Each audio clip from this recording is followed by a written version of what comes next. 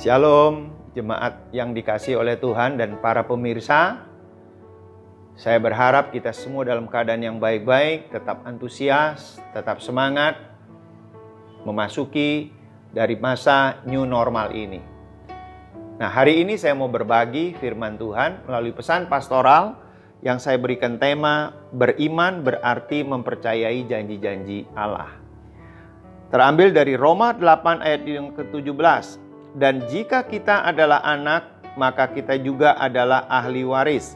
Maksudnya orang-orang yang berhak menerima janji-janji Allah yang akan menerimanya bersama-sama dengan Kristus, yaitu jika kita menderita bersama-sama dengan Dia, supaya kita juga dipermuliakan bersama-sama dengan Dia. Paulus menjelaskan kepada jemaat di Roma, jika kita anak Allah, maka kita berhak menerima janji-janji Allah yang akan menerimanya bersama-sama dengan Kristus. Nah, bagaimana caranya kita menerima janji-janji Allah? Kita mesti percaya kepada Tuhan Yesus Kristus. Nah, mengapa kita harus mempercayai janji-janji Allah? Ada beberapa alasan. Yang pertama, karena kita mempercayai Tuhan yang kita sembah. 2 Timotius 1 ayat 12 berkata, itulah sebabnya aku menderita semuanya ini, tetapi aku tidak malu karena aku tahu kepada siapa aku percaya dan aku yakin bahwa Dia berkuasa memeliharakan apa yang telah dipercayakannya kepadaku hingga pada hari Tuhan. Yang kedua, karena kita mempercayai Tuhan mampu menggenapi janji-janjinya. Tuhan itu yang menggenapi janji-janjinya maksudnya.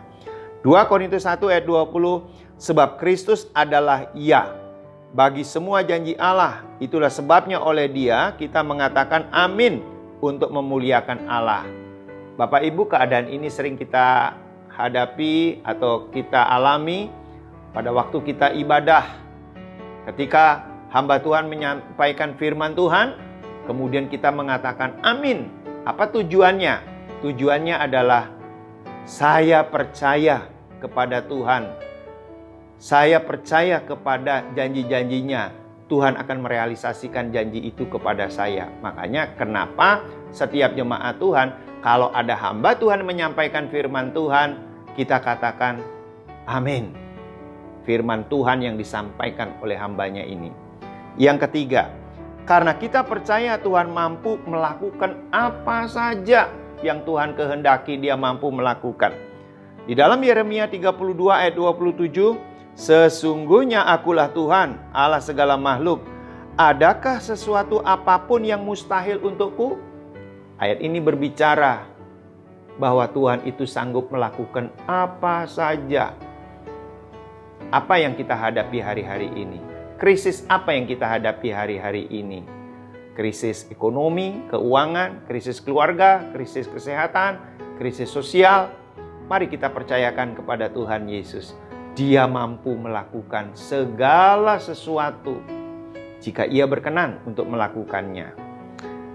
Yang keempat, karena kita percaya Tuhan tidak pernah gagal.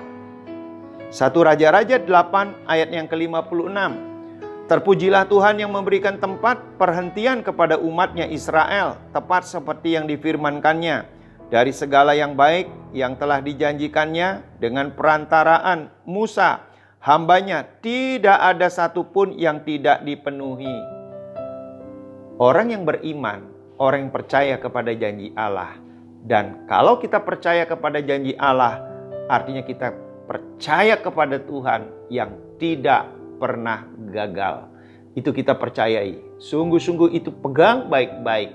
Allah tidak pernah gagal dengan rencananya. Dia akan realisasikan semuanya di dalam kehidupan kita. Yang kelima, karena kita percaya Tuhan tidak pernah ingkar janji.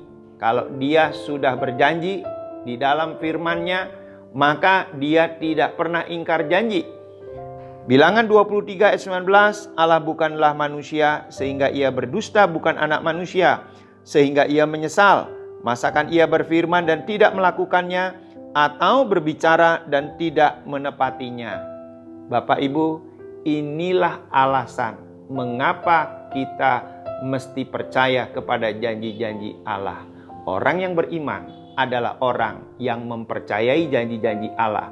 Orang yang mempercayai janji-janji Allah adalah orang yang percaya kepada Tuhan yang disembahnya. Mari kita bersama-sama berdoa. Tuhan Yesus, ajar kepada kami untuk kami mempercayai janji-janji-Mu sebagai orang yang beriman kepada Engkau Allah yang hidup, Tuhan Yesus Kristus sesembahan kami.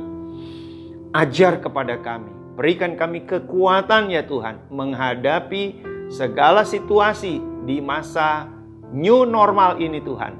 Berkati setiap jemaat-Mu, berkati semua pemirsa yang melihat, mendengar daripada tayangan ini. Terima kasih Bapa, dalam nama Tuhan Yesus.